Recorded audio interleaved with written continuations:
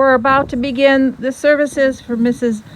Barbara Bonnie LeVine. And just as a gentle reminder for those of you here present at the cemetery, if you have a cell phone with you, please silence it. That would be appreciated. Officiating at the service this afternoon is Rabbi Michael Tillman. Rabbi. Thank you. Friends, before we begin the service, we shall perform a very ancient ritual, which is called Kriya in the Hebrew language. The ritual in question dates back to the biblical period of the Jewish history. In the text of the Tanakh, of the Hebrew Bible, we often find that whenever people would receive sad news of a passing of a loved one, they would tear their clothes and put a dust upon the head as a sign of mourning.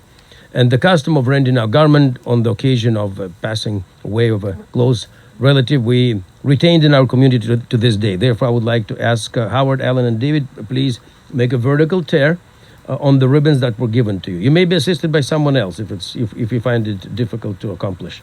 No, yours on the other side. Yeah. Mm-hmm. Yeah. No, that's fine. We'll do the Kriya and then we'll let you. Yes. Baruch atah Adonai Eloheinu melech haolam dayan emet. Blessed be Lord our God, ruler of the universe, judge of truth. Amen. And we shall begin the service once we will be all set to do so. Just a couple of minutes.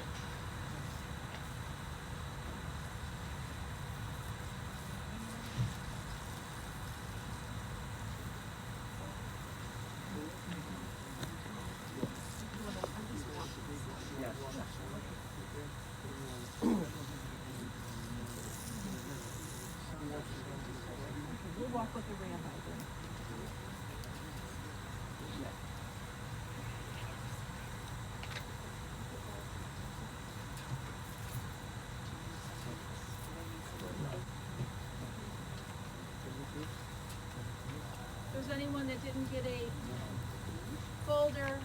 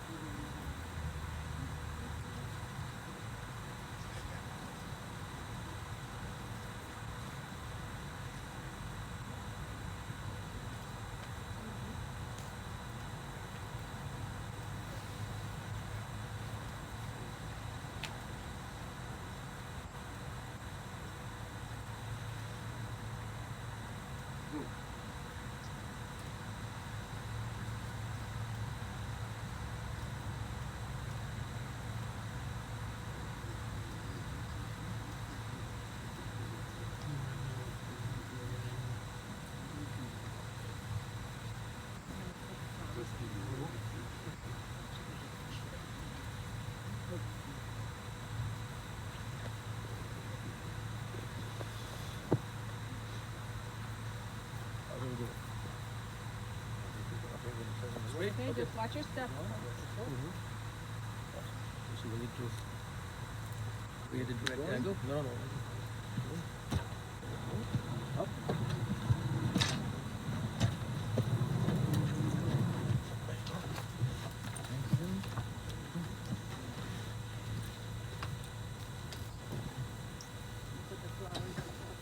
Sure.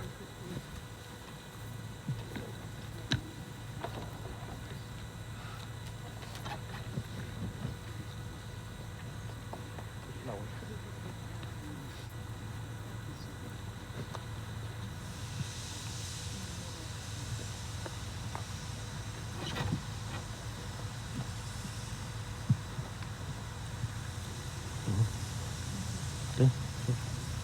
We're all set, right? Okay.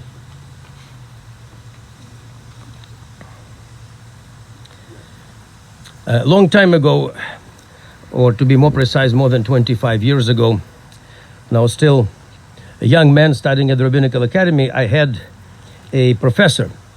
He was a professor of history. In fact, Dr. Marcus, Jacob Rader Marcus, wrote the very first book on the history of the American Jews. So this was the man who single-handedly founded the entire field of the historical studies. He lived a long life. He lived to be almost 100 years of age, fell a couple of weeks short of that. And I was the last class that he taught. He was 98 and a half at the time. So once we had this conversation in our class, and we were talking about funerals. And Dr. Marcus told me something that astonished me at the time. He was from West Virginia, so he had this accent. He said, "Michael, y'all better believe it. 5 minutes." He said, 5 minutes got to be enough to say everything important about anybody. I was quite surprised. How come 5 minutes? Like many young people, I perceived death rather dramatically. But when I started working, when I started practicing as a rabbi, I realized that the wise man, the old sage, was right.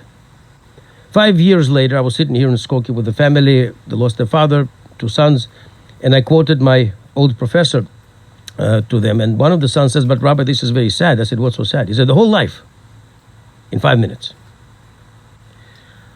And I replied without even thinking. It just came out by itself, automatically.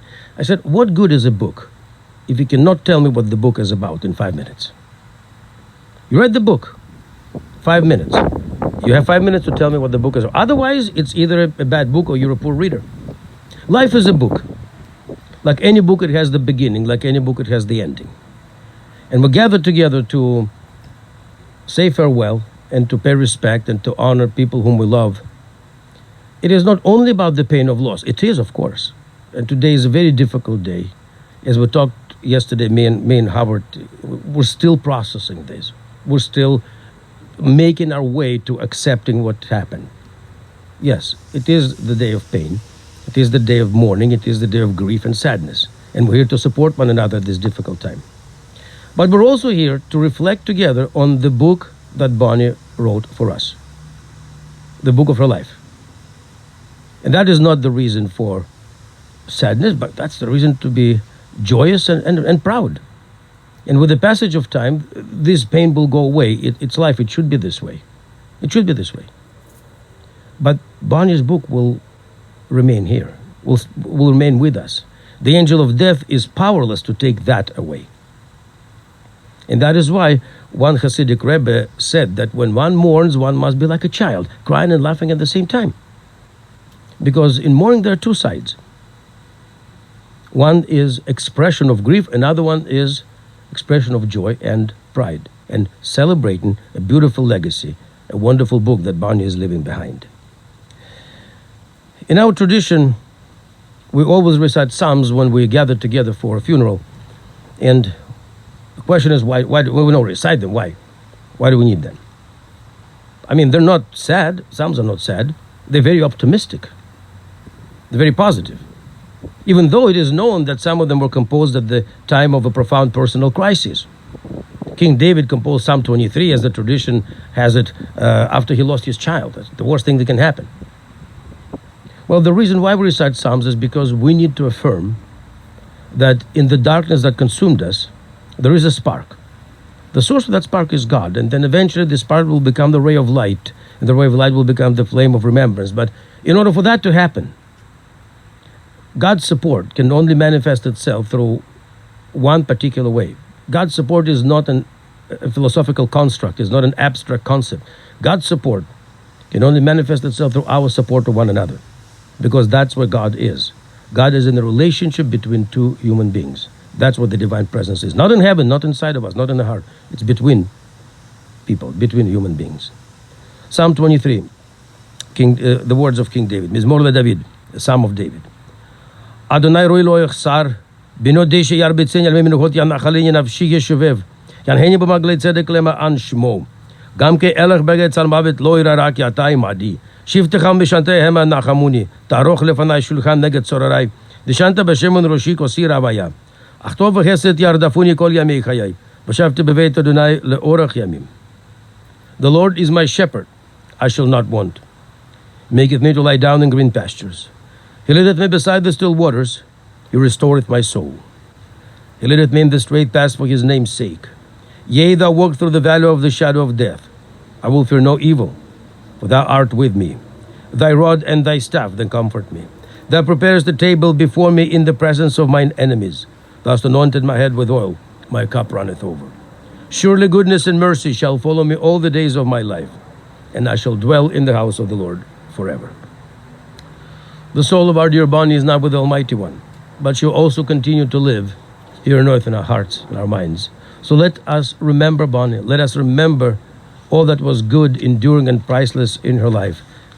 And let us reflect on the book that she is leaving for us as her legacy. Now, Bonnie was born here in Chicago. I know when. We talked about that. I wrote it down, but we're not going to talk when, right? We're not going to say that. Because she was a lady, so we're not going to talk about this. Right? Well, I always say women do not age and men never grow up. So that's just, it's true.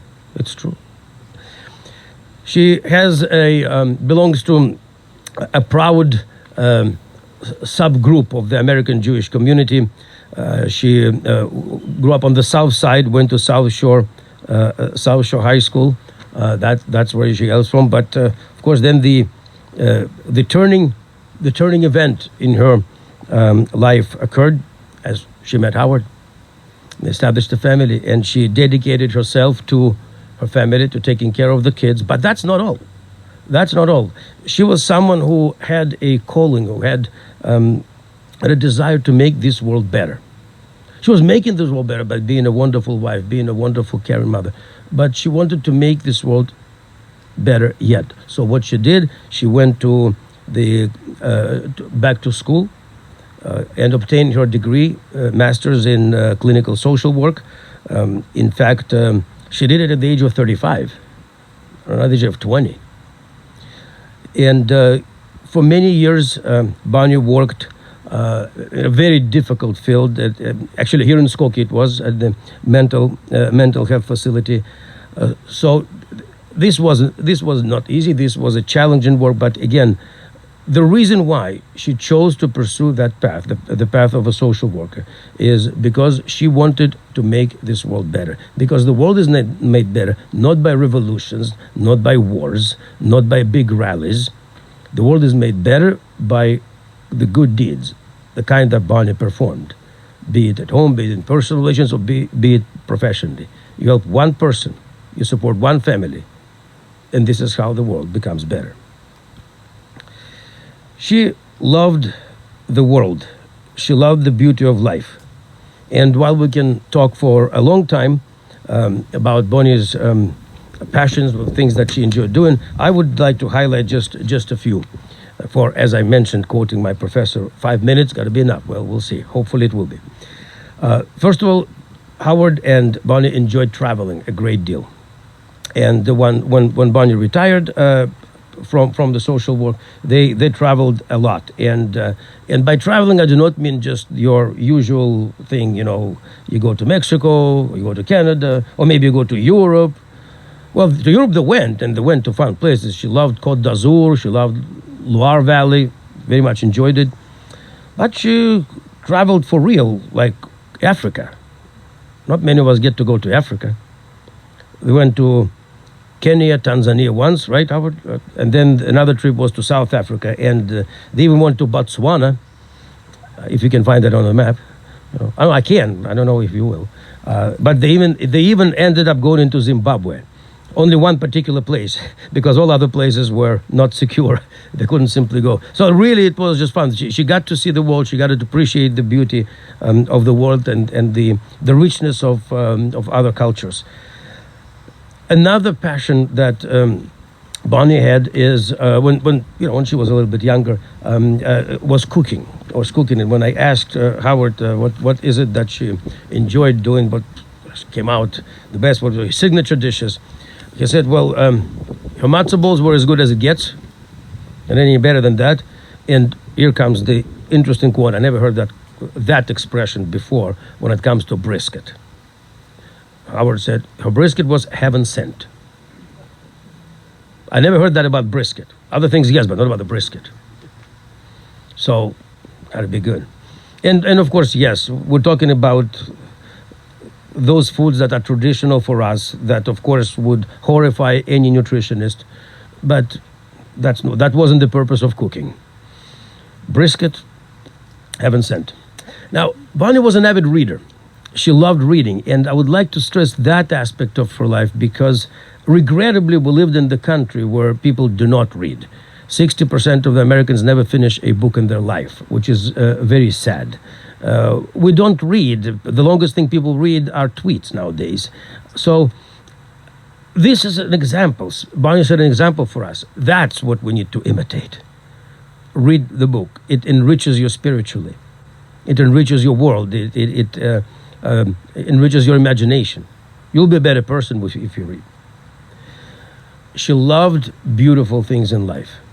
And again, when I had a pleasure of having a conversation with Howard yesterday, he said, "Well, we love going to France. We love Paris. They love Paris."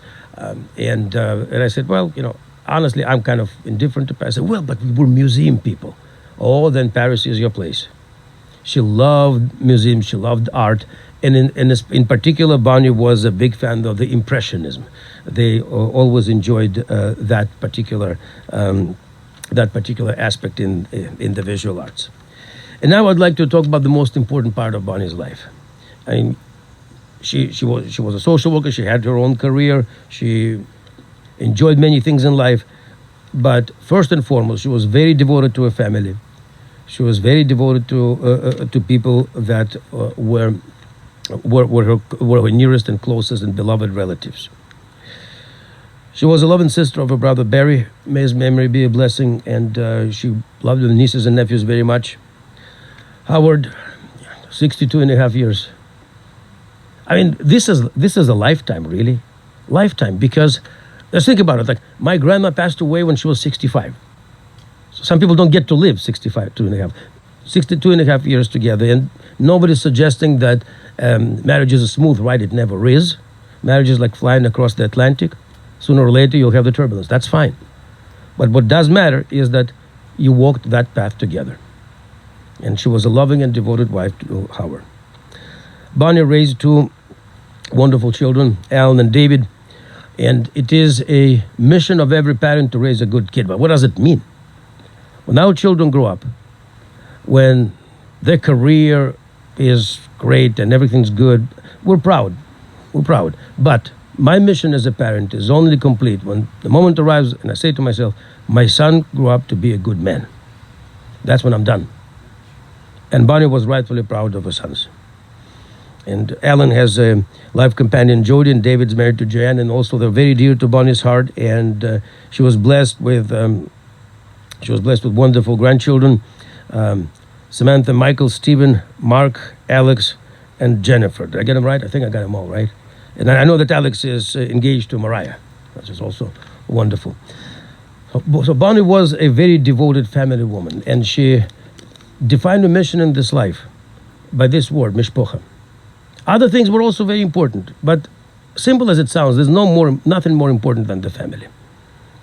Because any sociologist, any ethnologist, any anthropologist will tell you, without family, there's no civilization. And Bonnie was the one who loved her family, supported her family, took care of her family. Today we thank Bonnie for that love that she bestowed upon us, for all that was good and priceless in her life. We must say to her, Lechiva Shalom, go forth in peace. Her time has come and the Almighty One has summoned her. And the angels in heaven are greeting you with the words, Boiva Shalom, enter here in peace. God will receive her soul with love and compassion. And here on earth, Bonnie will always continue to live in our hearts, our minds, and most importantly, our good deeds. So may Bonnie's memory be a blessing upon all of us. Let us honor Bonnie's memory with a moment of silence. Please rise.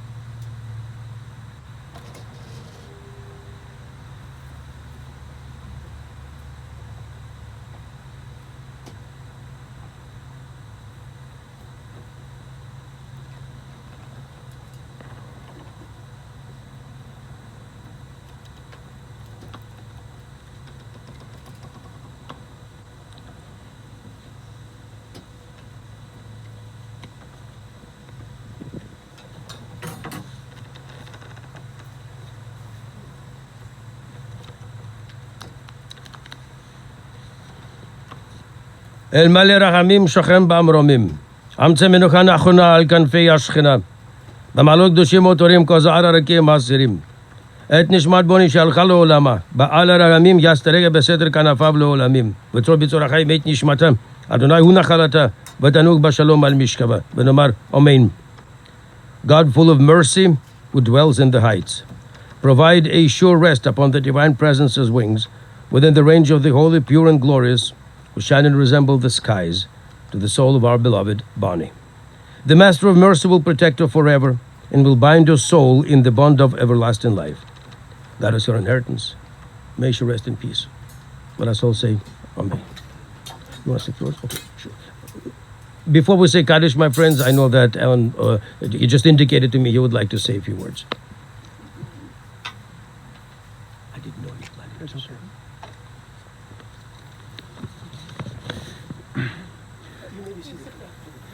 I'm not much of a speechwriter, so I have just a few things to say that I will always cherish and remember. Our mother was a family person. She always wanted to be around her family, and mostly her two boys. She would have the holidays, birthdays, anniversaries, special events at the house and invite our grandparents to join in. Up until a few years ago, she still wanted the family or whoever can join in the holiday at my parents' home. She would prepare our favorite matzo ball soup, get the gefilte fish, and then the main dinner. She would sit there for hours just listening to any and all conversations. It didn't matter. It was her family. Our mother was a trooper. There were 3 men in the house, and she had to put up with a lot of teasing, especially from me. To start with, she was not that knowledgeable about sports. But when it came to her boys, she was at almost all our games, events, or just involved in something to be around her boys. When I was younger, she was a den mother when I was a Cub Scout.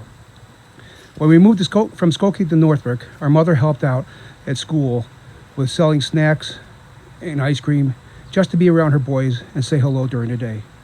We were lucky. Our mother was home when my brother and I would come home from school. Then as the years went, David and I were very involved in sports, such as hockey, football, basketball, and even floor hockey. She would attend the games and cheer on her two kids. You could tell she wanted to see her boys play because when David and I started hockey, she was up at 5 o'clock and 6 o'clock in the morning to watch our games, sometimes back to back, sometimes one day and then the next. Then there were the 10:30 weeknight games. Or back then, sometimes it was the outdoor games in the freezing cold. Yep, a trooper. She put up with David's debates about anything and everything and was frustrated on how wrong his thinking was at times. That was for you. She put up with my teasing, and it often made her laugh. From the fake spider on her pillow to the first time my brother brought Joanne home, his wife, to meet the family, and I mean the whole family. We were having dinner with both sets of our grandparents, our parents, and myself. I had been giving my mother grief all night long and were having ice cream balls for dessert. And she threatened to put one of them on my head. I dared her, and just as she started, David walked in with Joanne, and she witnessed my mother putting an ice cream ball all over my head. Well, that got us all to laugh. We would always have great late night discussions about any topic, and we would try to get the other to agree that their position was wrong. Neither would give in, but it was fun to try. I think there were times that she gave in out of pure exhaustion because she would have tried the same arguments earlier that day with her brother Barry and didn't win those either. Because now you have stubborn, my mother, versus super stubborn, my Uncle Barry. Mom, now you can have those discussions with Barry again. There was another time that while I was going through junior high school and high school, she would always approach me and ask me about things I had said or had done, and I could never figure out how she knew. But one day, I figured that I must have been telling someone, and they must have been telling my mother. She would never tell me her snitch, but I needed to find out. So I started to tell false information to just a few of her friends that would have a common relationship with myself, her friend and their kid. Years went by, and by now I had started working with my father, and for the first year I was living at home. I told my neighbor that I was thinking about going back to school. I had no intentions of going back to school. A few days later, my mother said, "So I heard you were thinking about going back to school." Right there, I started to laugh, and she looked at me and I said, "I finally know who your informant is." It was the neighbor. She asked, "How'd you know?" I only told her I had no intentions of going back to school, and that I told only one person that I was. Her expression was priceless. She didn't have an informant anymore. But a few days later, my mother approached me again and said she heard that I wanted to become a police officer. She said, "You're not, right?" I said, I am not. I'm just having fun with the neighbor because she loves to gossip and likes to tell everyone." My mom looked at me and laughed and said, "You're having fun, aren't you?" I said, "Yep, having a lot of fun." Yep, my mother was a trooper. Dave and I went to camp as kids when it was parents' weekend. My mom and dad traveled 6 hours each direction for a 2-day visit. This went on for 6 years. Our mom wasn't an outdoor type. And the camp was in the middle of the north woods of Wisconsin. And when they would show up, we would show them, our parents, the camp. She would walk up and down this giant hill from the waterfront to the soccer fields and back. She did it without any complaints, but she loved the fact that David and I were having the best time of our life.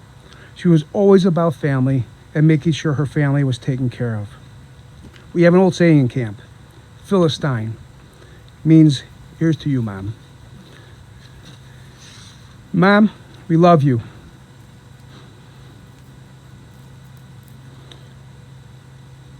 Mom, we love you, and we hope you have met up with your parents, your brother Barry, and are getting to know your sister that you never knew. Mom, Sunday is coming up, and I will miss our call at 9:30 in the morning to catch up for the week. But I know you were looking in on us from time to time. I love you, Mom.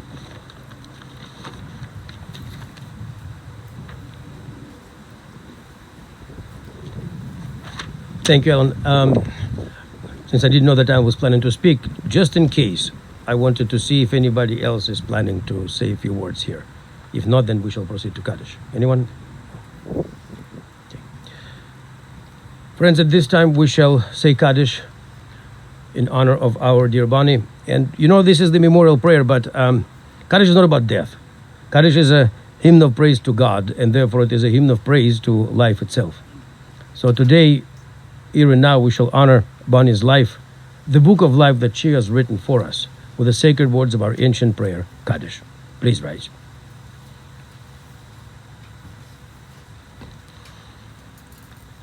Yitkadal v'yitkadash shmei rabba, bi'alma divra chirutei v'yamlich malchutei, b'chai echon u'v'yom echon u'v'chayei dachoy bet Israel, ba'agala u'v'zman karev v'imru amen. יש שמי רבה מבורך לעולם ולעלמי עלמיה. יתברך וישתבח, ויתפאר ויתרומם ויתנשא, ויתהדר ויתעלה ויתהלל, שמי יתגודשה ברכו. לעילה מן כל ברכתה ושירתה, תושבחתה ונחמתה, דאמירן בעלמה ואמרו אמן. יש למה רבה מן שמיה, וחיים עלינו ועל כל ישראל ואמרו אמן. עושה שלום במרומיו, הוא יעשה שלום. Aleinu ve'al kol Israel ve'imru. Amen. May God grant peace to those who mourn and comfort all the bereaved among us. Amen. Please be seated, my friends. In the Jewish tradition, it is deemed to be very important to be buried in the land of Israel. Why? Well, in the rabbinical sources, for example, Midrash Tanhuma, just one of them, in several sources, we find this idea that when the end of times will occur, when the Messiah will come, there will be a resurrection of the dead. And those people who are buried in the land of Israel will be first ones to return back to life. Such was the belief of our ancient rabbis. To symbolize the burial in the land of Israel, in Eretz Israel, we will place this earth taken from Har HaZeitim, from the Mount of Olives, which is located in Jerusalem, into the place of eternal rest of our dear Bonnie.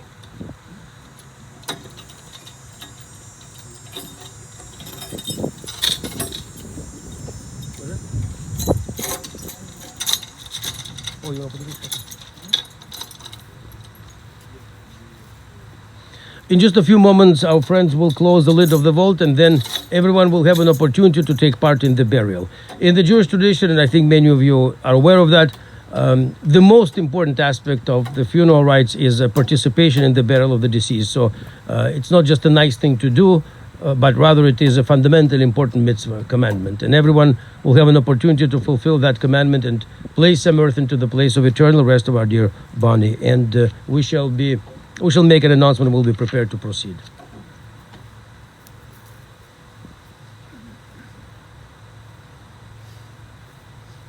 I would just like to announce that due to the pandemic and keeping everyone safe, there will not be a formal Shiva, but we do encourage you, those of you present and those of you who have logged on online, to share your personal condolences and stories of Mrs. LeVine at ChicagoJewishFunerals.com or on Legacy.com. And the family has requested memorial contributions to the American Heart Association. That information is listed in the booklet that you received, and it's also listed online. Thank you.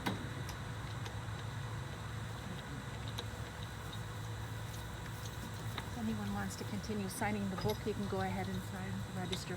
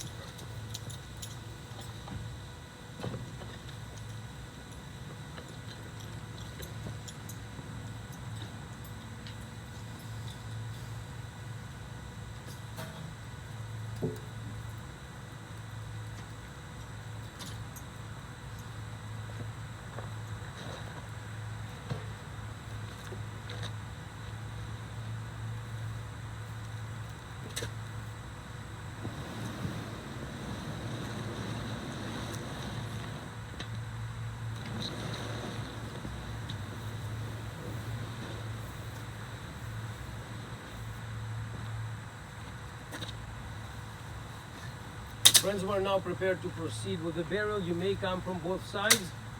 Please be careful, watch your step. And we'll begin with the immediate family, and then everyone is invited to take part in the burial. Rabbi, I'll just move this out of the way. Sure, whatever. I mean, I'm done with it.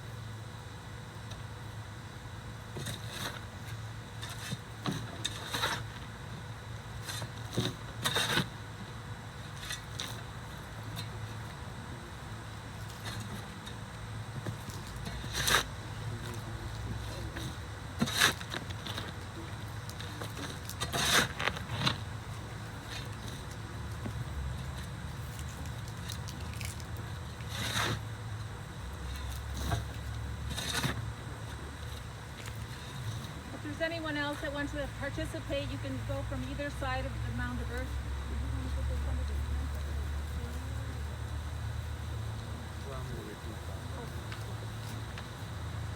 We'll just make it dance right here.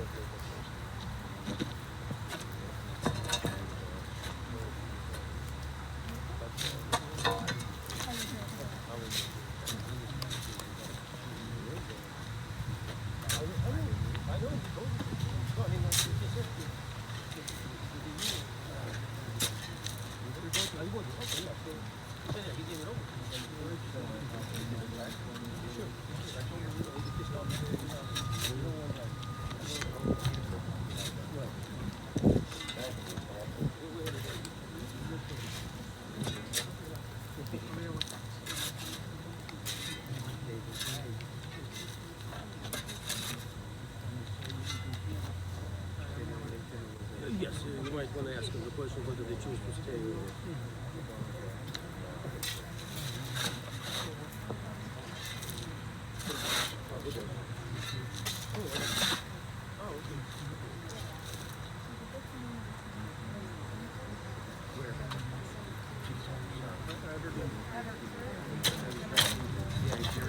Oh, in Gary, Indiana, not the regular Indiana.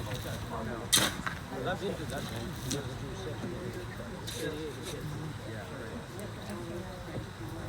I think it is, yes.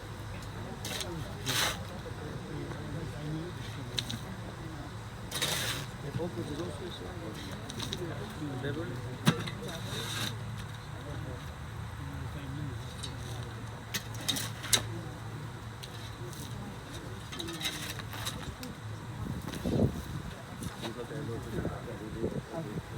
You want me to get you more? You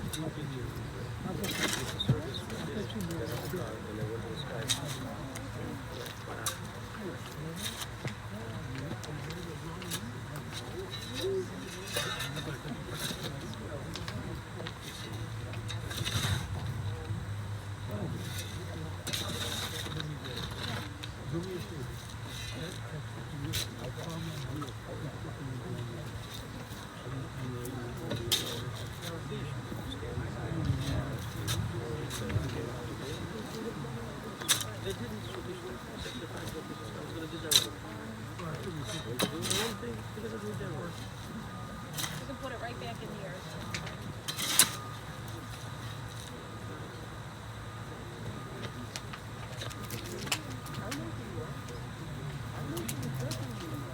Again, if anyone didn't sign the register book, please take advantage. The book is out there on the stand. Once everybody comes down, take it.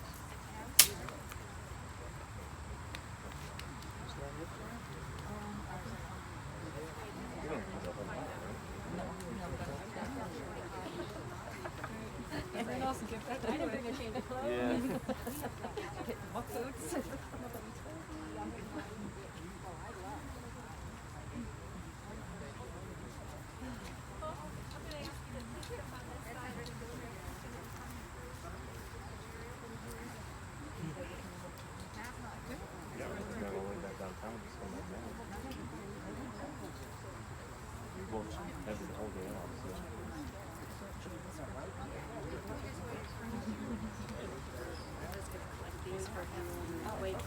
have, if he wants to send, I'm sorry, if he wants to send them to people, that maybe won't be able to come. Service.